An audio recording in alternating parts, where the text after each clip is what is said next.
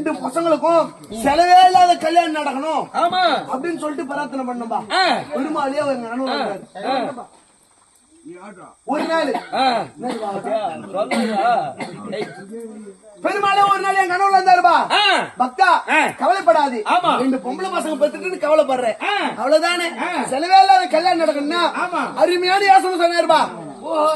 பகவான் வந்து சொல்றாரு. ஆமாம்பா, ரெண்டு பொம்பளை பசங்களுக்கும் ரெண்டு செல்போன் வாங்கி கொடுத்துட்டா செலவே இல்லாத கல்யாணம் நடக்கும். ரெண்டு பொம்பளை பசங்க ஆளுக்கு ஒரு செல்போன் வாங்கி கொடுத்துட்டா செலவே இல்லாத கல்யாணம் நடக்கும்னாரு அப்படின்னு உனக்கு சொன்னாரு ஆலோசனை சாமி. ஆமாம்பா, பெருமாளே சொன்னா செய்யாது விட்டா தெய்வ குத்தமாயி போச்சுன்னா தூங்க சொல்ல கண்ணு குத்தி விடுவாரு.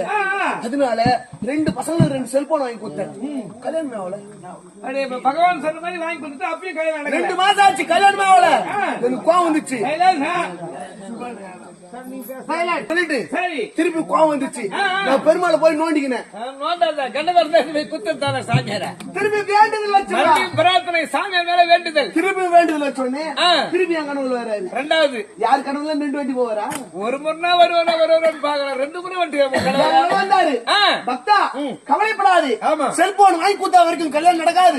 2 பசங்களை வெள்ளை கலர் பஸ்ல வேலைக்கு அனுப்பு. 2 பேரும் அதுவும் வெள்ளை கலர் பஸ்ல. வேற எந்த பஸ் அவரு நீட்டா இருக்கணும்னாரு. அதுவும் பஸ் நீட்டா இருக்கணும். ஆமா, அதே மாதிரி அனுப்பிச்சு விட்டேன். 6 மாசம் 6 மாசம் ஆச்சுன்னு சொல்லு. 6 மாசம் போச்சுங்கப்பா. என் பெரிய பொண்ணு வந்து டிரைவரேஷன் போச்சு. டிரைவர் ஆமா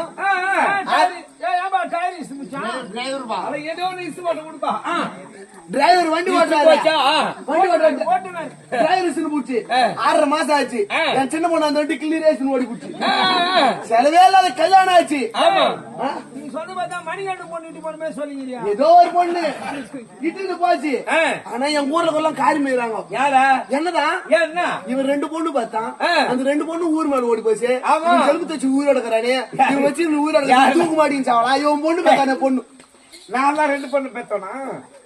பொண்ணு யாரு பெத்ததா? நீதான் பெத்த. சரி, நான் முன்னாடி பெத்தா இல்லப்பா. என்னதான் கேக்குறாங்க, எனக்கு மானம் தாங்க முடியல.